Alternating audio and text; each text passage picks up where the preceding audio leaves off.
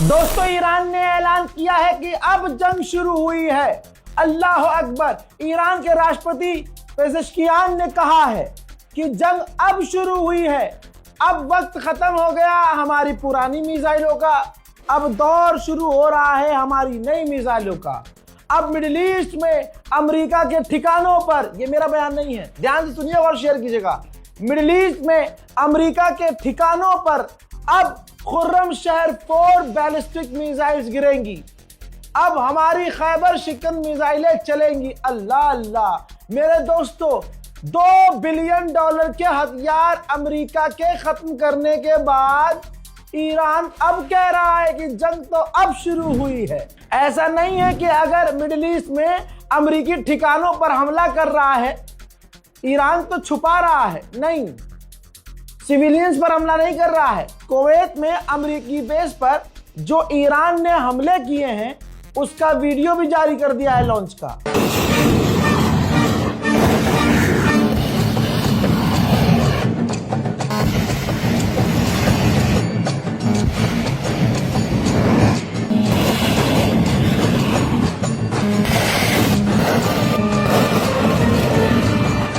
जो कल तक ये कह रहे थे कि ईरान लॉन्च नहीं कर सकता हमले, बता दूं कि इजराइल ने एक्सेप्ट किया है कि हमारा international Ben Gurion airport hit हुआ है। बेन गुरियन एयरपोर्ट पर ईरान की मिसाइल और ड्रोन हिट हुए हैं। ईरान के दूसरे इलाकों में अमेरिका इजराइल बड़ा हमला कर तो रहे हैं, लेकिन ईरान के लोग डर नहीं रहे हैं। जो मेन शहर है अमेरिका और इजराइल, वहां हमला नहीं कर रहे हैं। सब कुछ सही है और ईरान की आवाम, भले ही ऊपर से मिसाइलें जा रही हो, नीचे से सारे मॉल्स खुले हैं, लोग वहां जो शहीद हुए हैं उनके जनाजे में जा रहे हैं, रोज़े मुबारक में जा रहे हैं, मसाजिद फुल हैं, आम लोग सड़कों पर हैं। किसी ईरानी के बच्चे को आप डरा हुआ नहीं देख सकते। देखिए,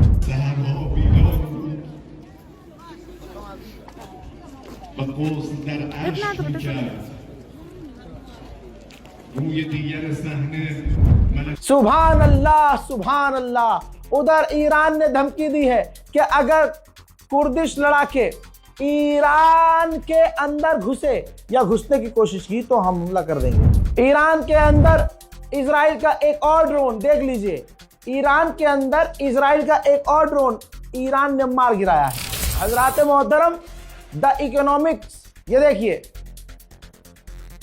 एक बड़ा अखबार, उसने लिखा है कि ईरान का जो नाइटमेयर सिनेरियो है, एक डरा देने वाला ख्वाब जो ईरान की तरफ से था वो पूरा हो गया है।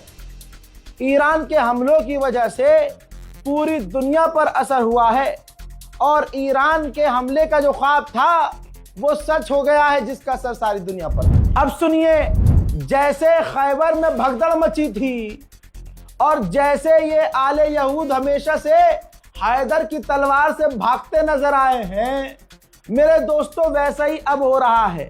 10,000 कम से कम एक ही झटके में 10,000 यहूदियों ने इजराइल परमानेंट छोड़ दिया है।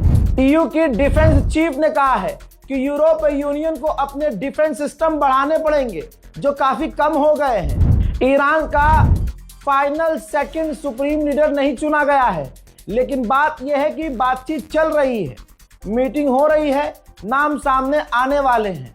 वैसे तो नाम सामने कमेटी के बीच में है कि किनको वोट देना है, किनको नहीं करना है, क्या जो भी है, जो भी सिनेरियो है वो अंदर अंदर चल रहा है और ईरान अब वोटिंग का ऐलान करने वाला है। फाइनल सुप्रीम लीडर का, नए सुप्रीम लीडर का ऐलान करने वाला है। अब ईरान ने जैसे ही अब ऐलान किया जंग का, तो इंडोनेशिया ने अपने लोगों को जो ईरान में फंसे हुए हैं उनको निकालना शुरू कर दिया है। मोदी सरकार से भी मैं रिक्वेस्ट करूंगा कि भारत से एक स्पेशल एयरक्राफ्ट भेजा जाए, स्पेशल जहाज भेजा जाए ईरान, तेहरान। और हमें मालूम है कि तेहरान हमारा भाई है, हमारा दोस्त है, वो हमें हमारे जहाज को क्लियरेंस देगा।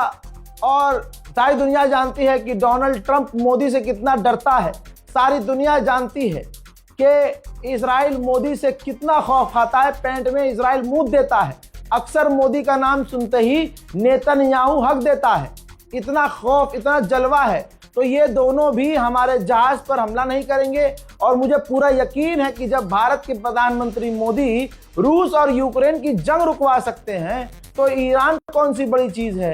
यह अमेरिका क्या कहता था, तू क्या है बे, आज मोदी जी भी कह सकते हैं गोप गोप गोप गोप गोप। तो दोस्तों, मोदी सरकार से मैं रिक्वेस्ट करूंगा कि अपना जहाज स्पेशल ईरान भेजें और जो हमारे ईरान में, बल्कि ईरान में और इराक में जो हमारे भारतीय लोग फंसे हुए हैं उन्हें निकालें। यही नहीं, लाखों भारतीय इजराइल में फंसे हुए हैं, उनको भी मोदी सरकार बचाकर सही सलामत अपने वतन भारत मां की छाती पर वापस लेके आए। फिलहाल के लिए इस अपडेट पे ही था। रिपोर्ट को शेयर कीजिएगा। जय हिंद।